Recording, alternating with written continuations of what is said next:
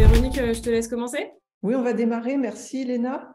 Déjà, merci à toutes et tous de prendre un petit moment dans cette journée. On sait que l'actualité est chargée, en particulier cette semaine. Donc, c'est c'est sympa de votre part de nous consacrer un petit moment et j'espère que vous en retirez ce que vous attendez et que ça ne vous empêchera pas, par ailleurs, de mener vos actions et activités dans le reste de la journée.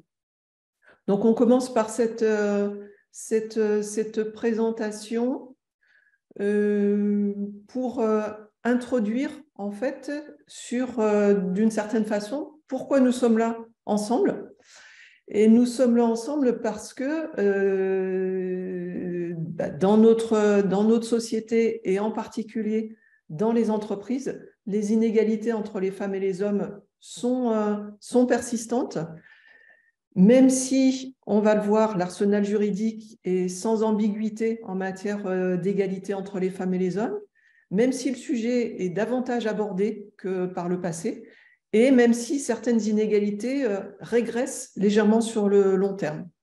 Toujours est-il qu'on constate, et là on vous présente quelques indicateurs pour le rappeler, que les inégalités sont bel et bien là.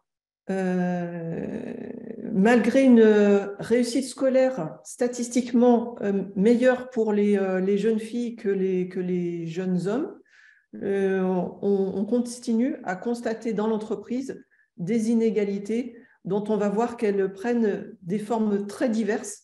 La plus emblématique étant les inégalités de rémunération, mais on va voir que les inégalités prennent diverses formes dans l'entreprise. On vous rappelle donc que au niveau scolaire, en fait, les femmes ont tendance à mieux réussir les études et être plus présentes dans les études supérieures que les hommes, sans doute parce que l'éducation en fait qu'elles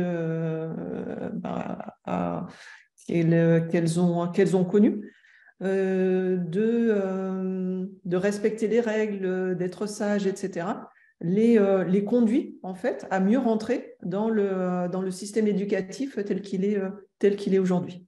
Néanmoins, donc les femmes continuent d'être moins bien rémunérées à temps de travail équivalent. Alors, vous voyez, puisqu'on parlait de réduction d'écart perceptible, il y a une petite amélioration entre 2000 et 2020, puisque l'écart à temps de travail équivalent entre les femmes et les hommes est passé de 18,6% à 16,1%, soit un gain de 2,5 points en 20 ans. Donc, on peut voir le côté positif des choses et se dire que les choses vont dans le bon sens. On peut aussi se dire que les progrès sont extrêmement lents, encore une fois, malgré tout un arsenal juridique et qui est très clair sur le sujet. Et si on fait une petite extrapolation des 2,5 points gagnés en 20 ans, l'égalité des rémunérations à temps de travail équivalent nous emmènerait à peu près dans 120 ans. Voilà, donc on peut ne pas se satisfaire de cette évolution, certes positive, mais encore bien lente. Parallèlement, en fait, au fait que les femmes sont en moyenne, puisque là on parle toujours de moyenne dans ces indicateurs très macro, les femmes sont en moyenne moins rémunérées que les hommes à temps de travail équivalent. Elles sont aussi davantage concernées par le temps partiel. Une femme sur 4 est en temps partiel, alors que moins d'un homme sur 10 est à temps partiel. Ça, c'est la première chose. La deuxième chose, c'est que le motif des temps partiels peut être différent entre les femmes et les hommes. Et quand on creuse un petit peu, on s'aperçoit que les femmes sont le plus souvent à temps partiel à une période de leur vie où souvent elles ont des contraintes, des obligations familiales plus fortes. Et c'est la période où, en parallèle, les hommes ont une progression professionnelle forte, puisque c'est souvent entre 30 et 40-45 ans. Et c'est un phénomène qui peut contribuer à expliquer le retard relatif que prennent les femmes dans leur parcours professionnel. Autre constat, alors ces différents constats sont extraits d'un document qui est publié annuellement par le ministère de l'égalité des chances, avec une version 2022 là, qui est toute récente, mais que vous pouvez consulter dans son intégralité. On vous a repris quelques indicateurs. Donc, autre particularité quand même qui distingue en moyenne les femmes et les hommes dans l'entreprise, c'est qu'on a constaté notamment récemment que les femmes sont moins nombreuses à télétravailler et plus exposées aux horaires atypiques. Et ça parce qu'elles ont tendance, toujours en moyenne, à occuper plus d'emplois dits en première ligne, au contact direct des populations, et également être plus concernées par les horaires atypiques qui sont tôt le matin, tard le soir, la nuit ou le week-end.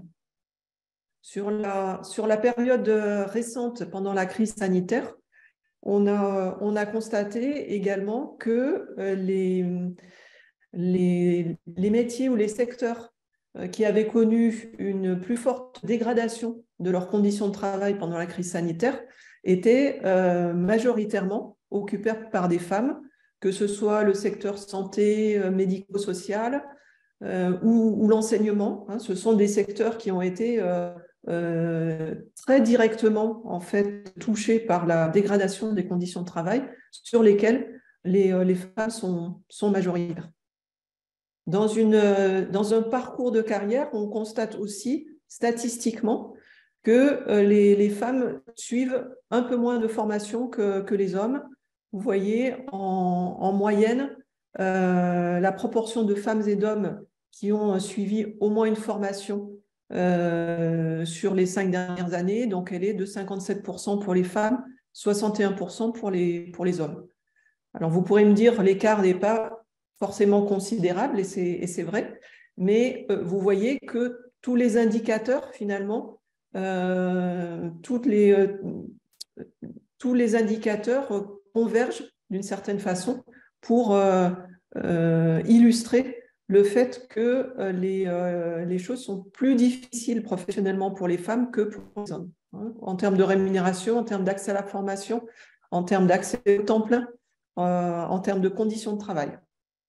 Et enfin, ça c'est un indicateur assez classique que vous avez sans doute déjà rencontré, l'accès des femmes aux responsabilités et aux plus hautes rémunérations. Donc cet indicateur montre que parmi les 1% de salariés dans le secteur privé qui sont les mieux rémunérés, eh bien, les postes sont occupés à peu près à 80% par les hommes et à 20% par les femmes. Et si on prend la représentation des femmes dans les plus grosses entreprises, à la direction des plus grosses entreprises, vous voyez qu'elles sont à peu près 10% des dirigeantes des entreprises du CAC 40 ou de l'indicateur des 120 plus grosses entreprises en France. Donc ça, c'est des indicateurs assez convergents. Vous retrouvez un indicateur à peu près du même type, on y reviendra dans l'index égalité professionnelle, sur la part la répartition entre femmes et hommes des plus hautes rémunérations dans l'entreprise. Alors, autre volet qui concerne également l'égalité entre les femmes et les hommes, même si ce ne sont pas uniquement des femmes, évidemment, qui sont confrontées au sexisme et au sexisme au travail, mais le sexisme reste une réalité, y compris au travail, et majoritairement, en fait, il concerne les femmes. On vous a mis quelques petites phrases qu'on peut entendre là et là dans l'entreprise. Vous en avez sûrement entendu de votre côté et vous pourrez nous faire part des petites phrases parfois apparemment similine, mais qui peuvent faire mal dans certains cas. Je tente de promouvoir les femmes, bien que les dossiers soient techniques. Voilà, bon, c'est sous-entendu. Voilà, les femmes et la technique, ça fait deux. Elle était encore enceinte, elle les enchaîne. Bon, ça, c'est des petits extraits qui sortent d'un réseau qui s'appelle Stop au sexisme ordinaire, qui est un réseau d'entreprises et d'employeurs, en fait. Hein. Donc, c'est pas issu de réseaux militants, je dirais, féministes. C'est vraiment les entreprises qui souhaitent s'engager dans la lutte contre le sexisme qui font état de ce genre de remarques. Alors, il y a toute une nuance entre ce qu'on peut appeler des blagues ou ce que certains appelleront des blagues, avec des blagues à connotation sexiste, voire des comportements sexistes, puis des agissements sexistes. On sait qu'il y a une graduation, évidemment, dans ces agissements. Mais en tout état de cause, le sexisme continue à exister et continue à concerner davantage les femmes que les hommes. Hein, dans un sondage, 46% des femmes considèrent avoir été moins bien traitées dans leur travail en raison de leur sexe, contre 19% pour les hommes. Donc l'écart est quand même assez manifeste, même si, encore une fois, le sexisme ne concerne pas uniquement les femmes. Alors finalement, ces quelques indicateurs donnent un aperçu des multiples facettes des disparités entre femmes et hommes dans l'entreprise, qui ont tendance à se combiner et se sédimentariser les unes par rapport aux autres. En dépit, en fait, de mêmes droits entre femmes et hommes sur le papier, hein, et ça, on va le voir. Le contexte juridique est quand même très clair sur le fait que femmes et hommes ont évidemment les mêmes droits. Alors déjà, les mêmes droits constitutionnels qui sont rappelés dans la Constitution française. La loi garantit à la femme dans tous les domaines des droits égaux à ceux des hommes. Donc ça, c'est la Constitution française, mais vous pouvez trouver des affirmations un peu du même type dans d'autres pays et également au niveau européen. Donc sur le papier, si vous voulez, il n'y a aucune discussion et aucune raison que les inégalités existent. Alors, si on va plus précisément dans l'entreprise, les entreprises sont de plus en plus d'ailleurs soumises à un certain nombre d'obligations pour faire exister dans la réalité cette obligation entre les femmes et les hommes. D'une part, il y a une interdiction de discrimination en termes d'embauche. Il faut savoir que la discrimination est un délit, donc c'est un terme pénal. Hein. On ne peut pas se réclamer de discrimination. En tout cas, c'est le juge qui l'objective. Donc, il n'y a pas de discrimination possible dans l'entreprise. Il n'y a pas de différenciation possible en matière de rémunération et de déroulement de carrière. Donc là aussi, le Code du travail est assez explicite. Il y a un certain nombre d'articles dans le Code du travail qui font que les employeurs ont l'obligation, pour un même travail ou pour un travail de valeur égale, d'assurer l'égalité de rémunération entre les femmes et les hommes. Quand on parle de rémunération, c'est la rémunération au sens large. Ce n'est pas que les salaires de base, mais c'est aussi l'accès aux diverses primes et avantages de l'ensemble du système de rémunération. Et quand on parle de même travail ou de valeur égale, alors ça, on aura peut-être l'occasion d'en rediscuter après la présentation, parce que c'est une nuance importante. La jurisprudence ouvre la possibilité de comparer en fait des situations, y compris sur des métiers différents. La comparaison ne se limite pas à un même métier dans la mesure où des activités qui peuvent nécessiter un diplôme ou une pratique professionnelle équivalentes, nécessitant une même expérience et d'exercer des responsabilités et une charge physique ou nerveuse. C'est comme ça que le Code du travail définit le travail de valeur égale.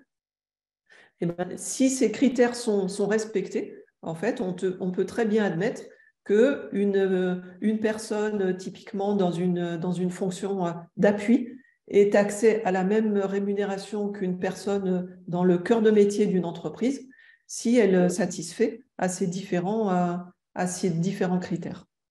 Voilà. En matière de sexisme, le Code du travail est également clair sur la nécessité d'avoir en fait zéro tolérance en matière de sexisme, que ce soit par des actions de prévention, voire de sanctions, puisque l'employeur est appelé à sanctionner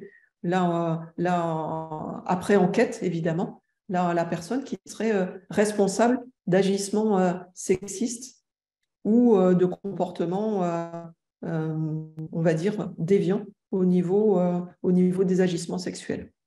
Alors, l'arsenal juridique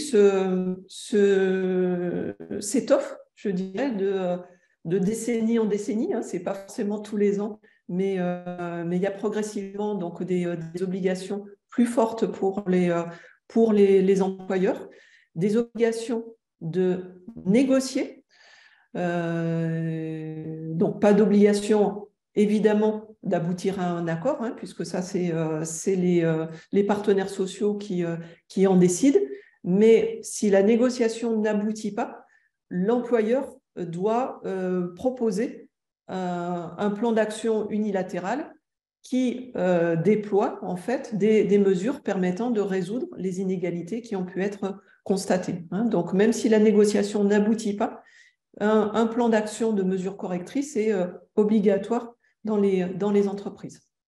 L'employeur est également dans l'obligation d'informer les élus du comité social et économique. Alors, initialement, dans un rapport de situation comparée, maintenant que la BDESE est mise en place, les informations doivent figurer dans la BDESE. Et cette information est complétée depuis 2019 ou 2020, selon les entreprises, par une information sur l'index égalité professionnelle. L'information du CSE, on pourra y revenir, mais est censée être assez complète, non seulement en termes d'indicateurs, mais également doit y figurer l'analyse de l'employeur, de la situation et des raisons des inégalités. Par ailleurs, au-delà de l'information, le comité social et économique est consulté sur le thème de l'égalité professionnelle au titre de la consultation sur la politique sociale qui, on vous le rappelle, couvre de nombreux champs, dont celui de l'égalité professionnelle.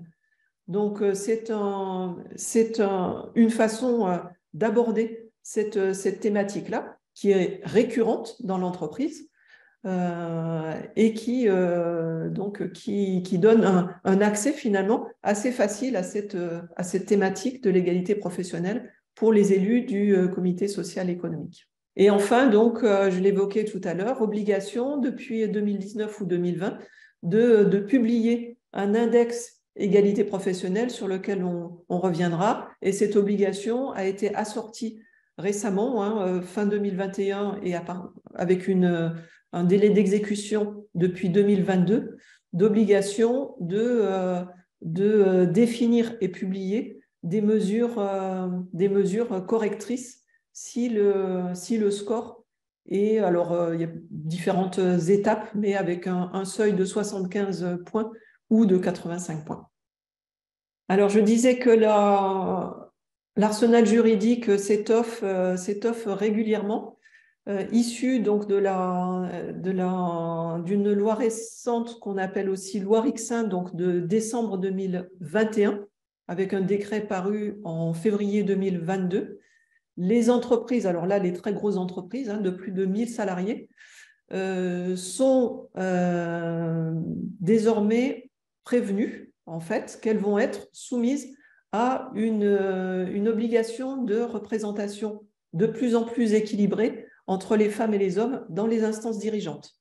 Donc l'obligation ne s'appliquera qu'à partir de 2026 et de façon progressive, hein, puisque le taux de représentation des femmes dans les instances dirigeantes devrait être pour ces entreprises d'au moins 30% à partir de 2026 et 40% à partir de 2029. Mais d'ores et déjà, ces entreprises sont soumises à l'obligation de publier justement la proportion de femmes et d'hommes parmi ces instances dirigeantes. Donc, cette notion d'information est un préalable à l'obligation qui leur sera faite d'avoir une représentation plus équilibrée entre les femmes et les hommes parmi les instances dirigeantes. Il y avait déjà une obligation qui existait pour la représentation dans les conseils d'administration. Donc là, on est plutôt, quand on parle d'instance dirigeante, au niveau de l'exécutif, donc comité de direction, comité exécutif, etc. Donc c'est une obligation qui s'appliquera pour les grosses entreprises. Alors finalement, on peut se poser la question de savoir, malgré cet arsenal juridique quand même extrêmement clair d'une part et qui pourrait ne pas laisser la place aux inégalités, pourquoi on en est là aujourd'hui? Pourquoi tant reste à faire? Ce qu'on peut nous observer à travers l'expérience qu'on a dans nos missions à Syndex, hein, sur ce sujet-là, c'est que les accords ou les plans unilatéraux qu'on est amené à étudier sont bien souvent peu engageants. Ils sont, on va dire, ronflants sur le papier, hein, avec des engagements un peu de principe, mais ils ont beaucoup de mal à rentrer dans des objectifs concrets et des actions concrètes et mesurables. On sait évidemment que les situations inégalitaires historiques sont lentes à faire évoluer, hein. On part avec un passif quand même assez important et il n'est pas question non plus de renverser du tout au tout ce qui se passe dans l'entreprise et de dégommer les personnes en responsabilité pour faire la place aux hommes, hein. Donc, il est d'une certaine façon normal que les choses prennent un peu de temps à se rééquilibrer. Bon, 120 ans, ça nous paraît beaucoup, mais en tout cas, c'est sûr que ça ne peut pas se faire en quelques années. Et néanmoins, voilà, les évolutions nous semblent quand même très, très lentes à ce stade. Les sanctions sont rares. Bon, si on parle davantage de l'index égalité professionnelle, on pourra parler des sanctions, mais l'absence de plan d'action est également passible de sanctions sur le papier, hein. Dans les faits, il y a très peu de sanctions. Donc, c'est sûr que le bâton, on va dire, n'est pas très efficace en la matière. Les constats, les diagnostics sont souvent biaisés. On a tendance à se satisfaire de quelques indicateurs qui manifestent une petite évolution favorable sans forcément aller chercher les causes réelles des inégalités. Ce qui fait que bien souvent, les actions qui sont prônées, c'est, voilà, dit rapidement, c'est un pansement sur une jambe de bois, hein, tant qu'on n'a pas identifié réellement les causes des inégalités, faire des actions uniquement de rattrapage, par exemple, et ça ne résout pas les problèmes de fond qui peuvent être la source des inégalités. On constate aussi qu'il y a un dialogue social scotché sur des écarts. On a vu là, à travers les quelques indicateurs qu'on vous a présentés, que les inégalités, elles ont des facettes extrêmement diverses. Donc, on ne peut pas se contenter d'un ou deux indicateurs où on verra tout de suite après se contenter d'un bon score à l'index égalité entre hommes et femmes, parce qu'il peut cacher des situations extrêmement diverses.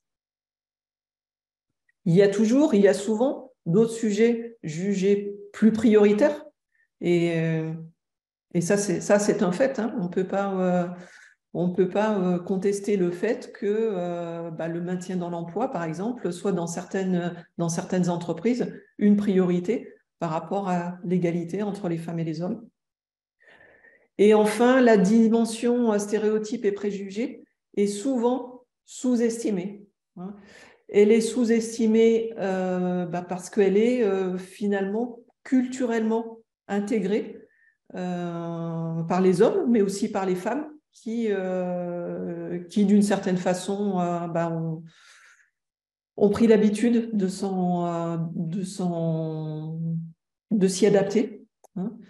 Et puis, la perception, je dirais, entre les hommes et les femmes sur les stéréotypes est quand même très, très différente. Là, si on a l'occasion de parler d'enquêtes qui apparaissent, c'est sûr qu'en écoutant les femmes et en écoutant les hommes dans l'entreprise, les deux populations ont une perception quand même très différente de la charge mentale et affective qui est liée aux stéréotypes qui perdurent. Alors néanmoins, on ne va pas non plus noircir le tableau parce que vous avez en tant que délégué syndical ou en tant qu'élu du CSE, un certain nombre de leviers pour agir, dont on peut discuter ensemble et qu'il faut on va dire, utiliser sans modération, puisqu'ils existent et ils sont à votre portée. Alors, le levier qui est devenu en quelques années le plus connu, peut-être, c'est l'index égalité professionnelle, qui est totalement perfectible. Ça, on en est bien conscient et on est, nous, les premiers à s'index, à dire que ce n'est pas une solution en soi.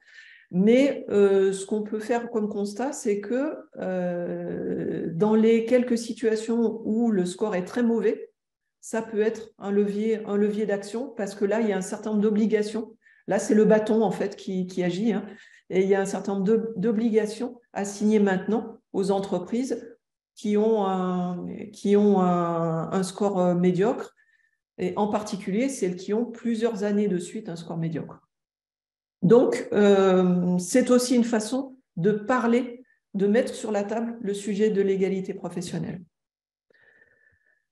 Vous avez également comme levier là, pour les élus de CSE l'information-consultation sur la politique sociale et l'avis du CSE. Et pour les organisations syndicales, la négociation obligatoire qui est annuelle et qui peut être, dont la périodicité peut être étendue à 2, 3, voire 4 ans par accord. On va revenir sur ces différents leviers. Depuis peu, j'en parle maintenant parce qu'on ne l'a pas évoqué tout à l'heure dans l'arsenal juridique, mais il y a une obligation pour les entreprises d'avoir un référent, un référent employeur en matière de harcèlement sexuel et agissement sexiste, mais également un référent parmi les élus du CSE. Sur ces différents points qu'on va aborder très, très rapidement là, il nous semble important en fait que les élus se forment parce que à la fois c'est des sujets qui peuvent être techniques, éventuellement juridiques,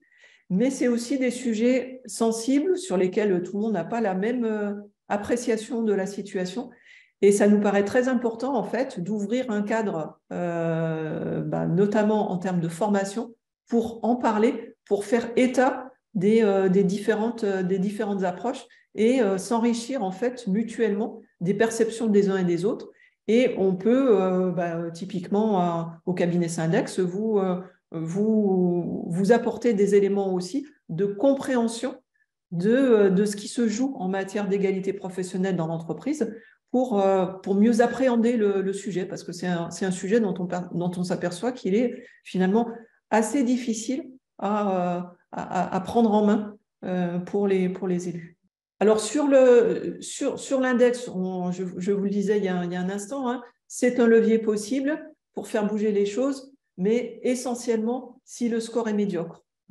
Et bon, ce qu'on constate, ce que vous avez peut-être constaté dans votre entreprise, mais ce qu'on constate nous, pardon, en voyant de nombreuses situations, c'est que l'index est globalement quand même une machine à produire des bons scores.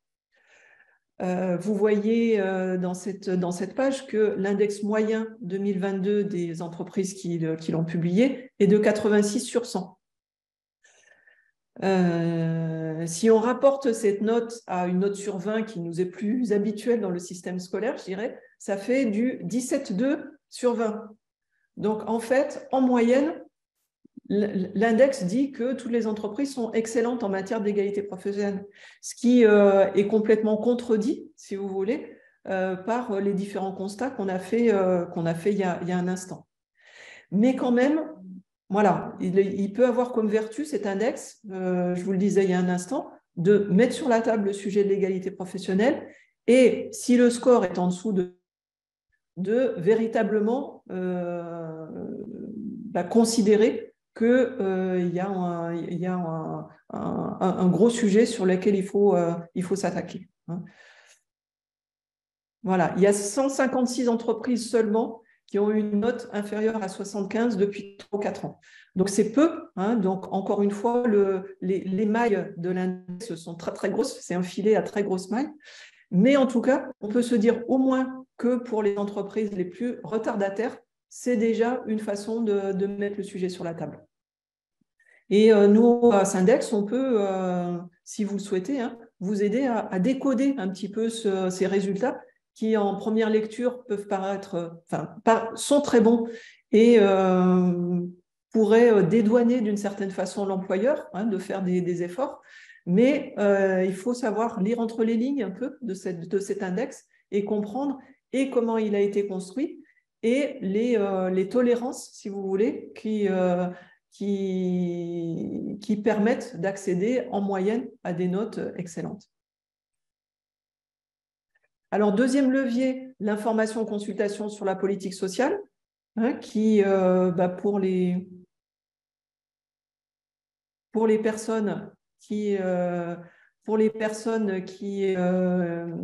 ont l'habitude de cette consultation, c'est un moyen donc d'aborder différents thèmes de la politique sociale, y compris l'égalité professionnelle, et de peser à travers l'avis du CSE pour manifester en fait les inquiétudes des élus, les points de vigilance ou les besoins les attentes en fait pour faire progresser tel ou tel sujet dont celui de l'égalité professionnelle.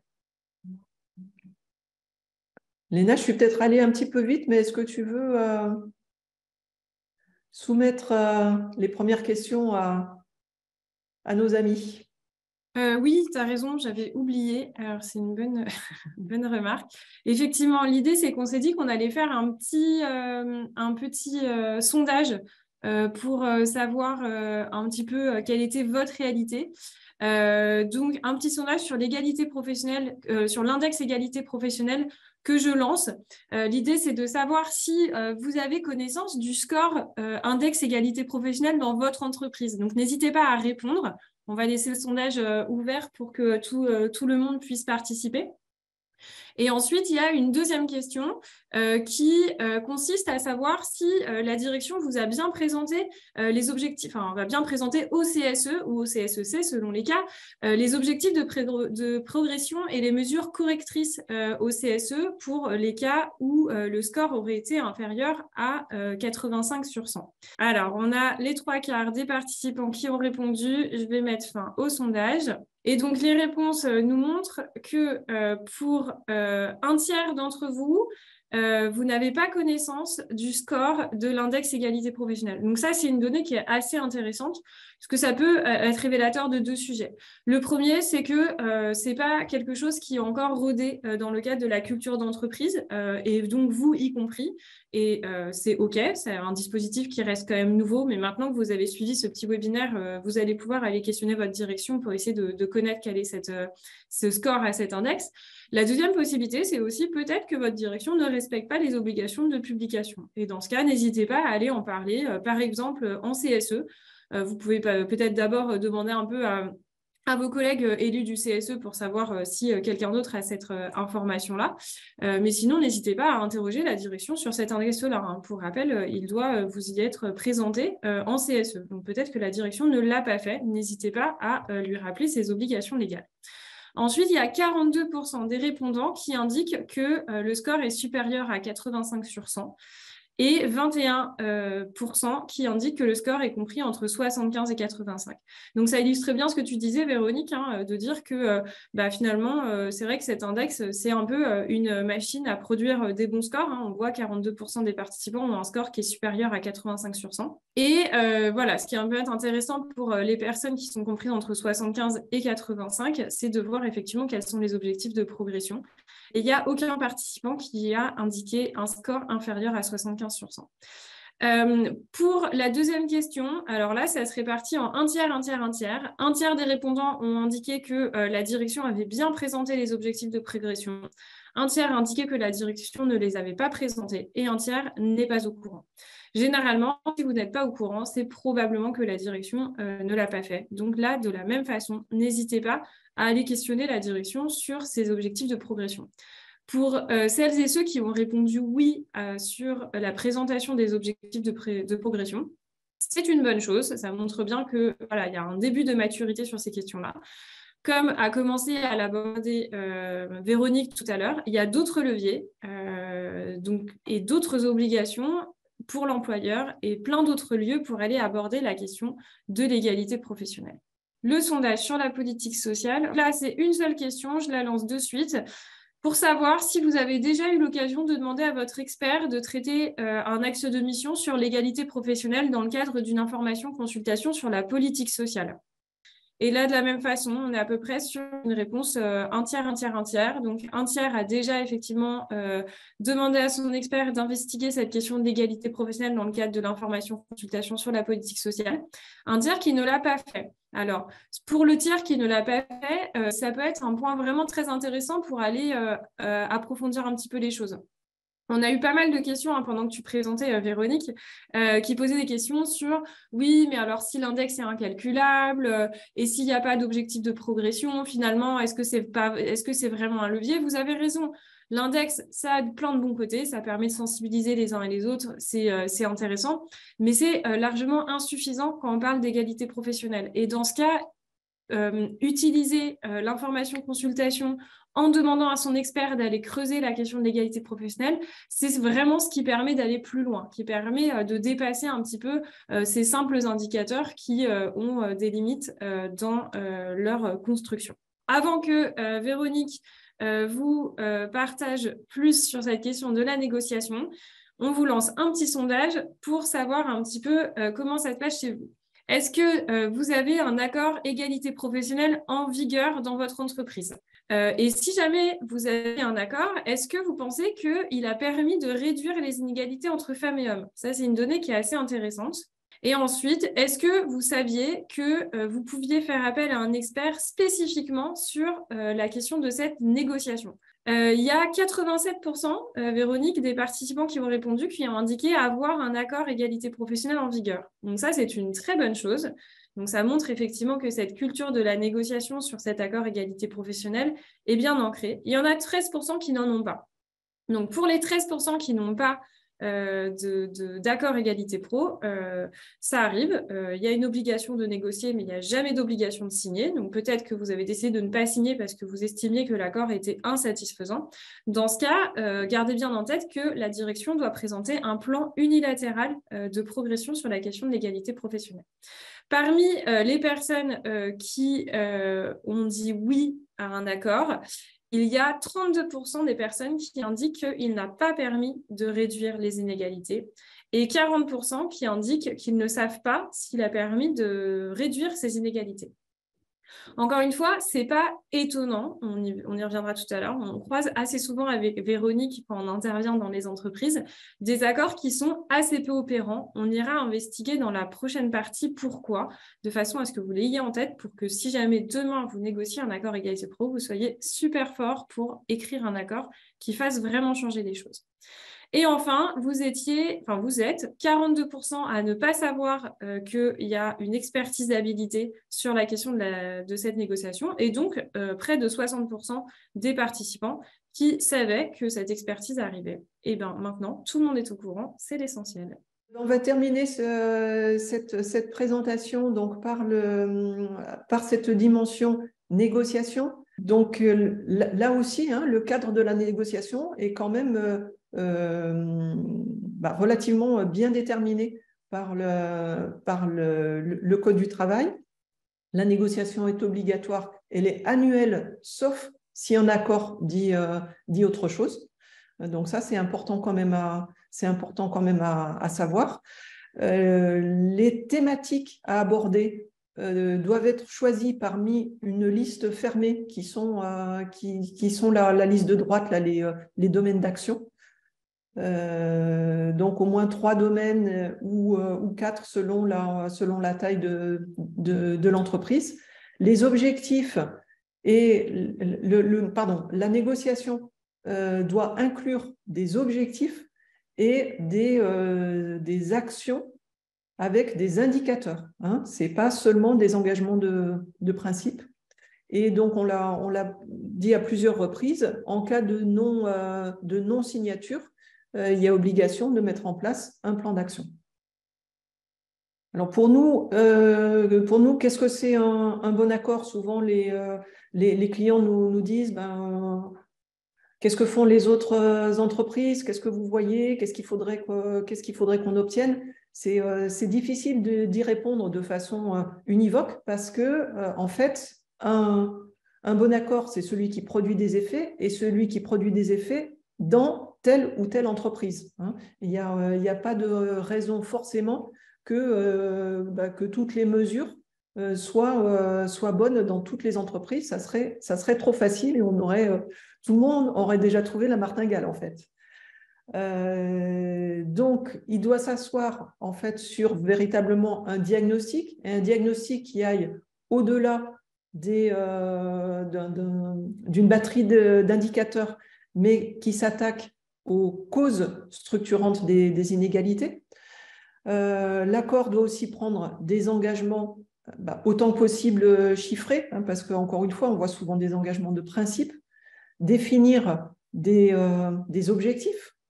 Par exemple, dire les parties signataires s'engagent à augmenter la proportion de femmes dans les recrutements et dire les parties signataires s'engagent à atteindre, je dis n'importe quel chiffre, 40% de femmes à l'issue de l'accord dans les recrutements, c'est un niveau d'engagement qui est quand même différent parce que qui dit engagement chiffré dit quand même plan d'action et moyens derrière, évidemment.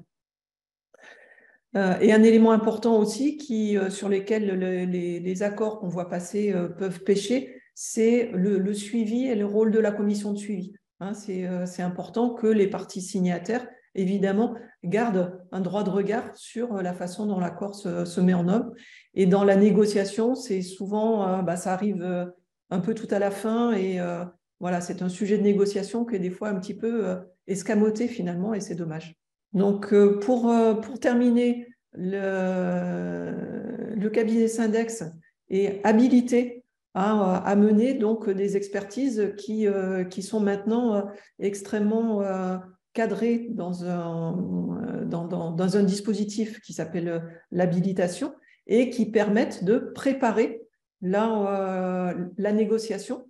C'est une mission qui est faite à la demande des élus du CSE, avec une désignation à la majorité des membres comme d'autres expertises, mais qui sert en fait la négociation. Donc, c'est quelque chose qui doit se faire vraiment en articulation avec les organisations syndicales qui seront amenées à négocier.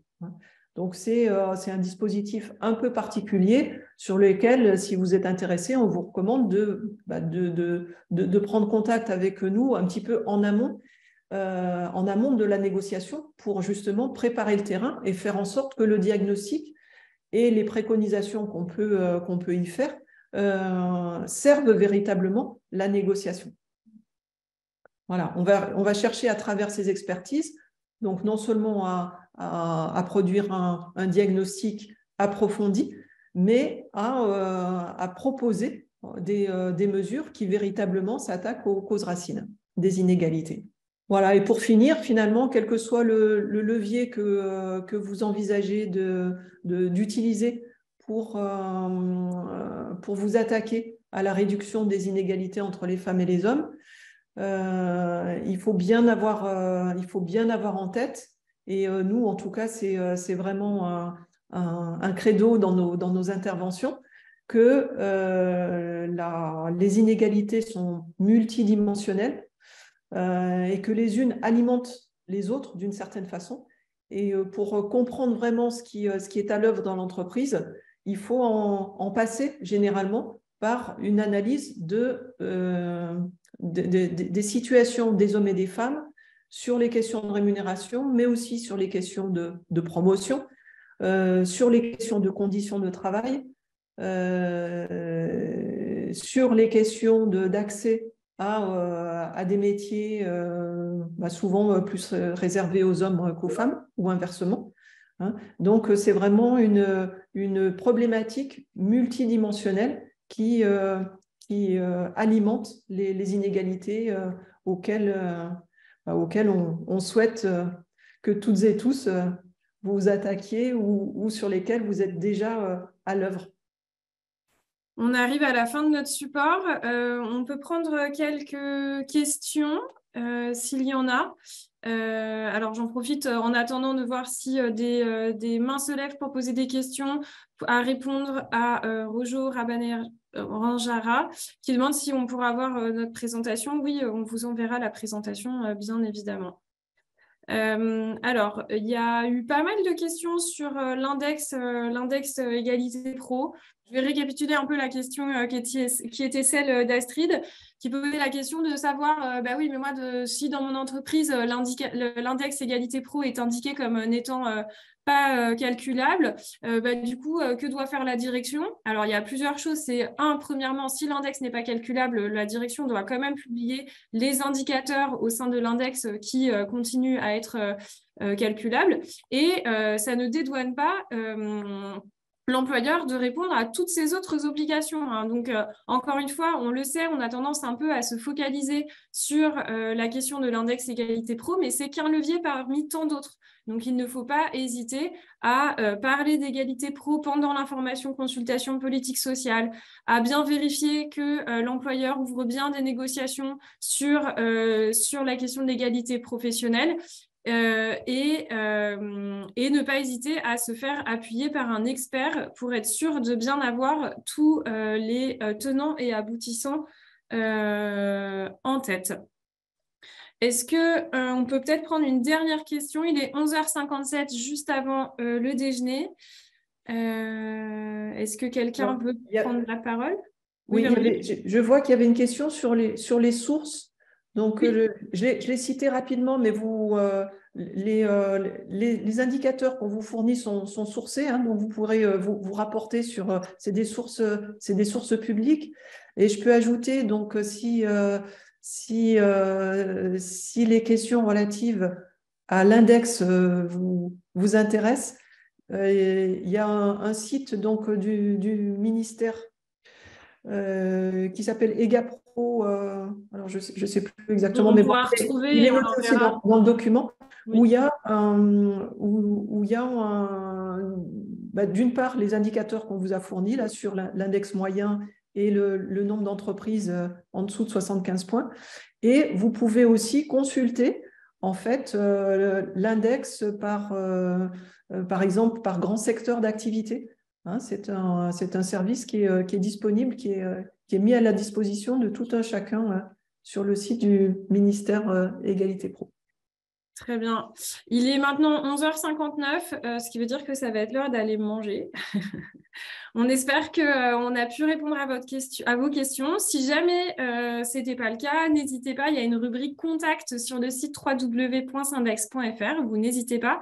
Si vous avez la moindre question sur les modalités d'accompagnement, la prise en charge d'un coût d'expertise, enfin n'importe quelle question, vous n'hésitez pas. Soit vous nous sollicitez toujours par la rubrique contact de notre site internet www.syndex.fr, ou vous pouvez contacter Véronique, Catherine Guillon, dont les coordonnées sont aussi indiquées là sur cette page, ou moi-même, et on se fera vraiment un plaisir d'échanger avec vous pour bien cerner vos problématiques en tant que telles.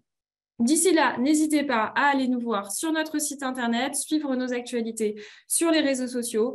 On vous enverra un lien pour vous indiquer quand le webinaire sera disponible en replay. N'hésitez pas à le faire circuler. Faire circuler un webinaire, c'est aussi favoriser la libération de la parole sur la question de l'égalité professionnelle et ça fait avancer la cause. D'ici là, on vous souhaite un très bon appétit, une bonne semaine et on espère vous revoir très bientôt. Au revoir à tous et bonne journée. Merci de votre participation.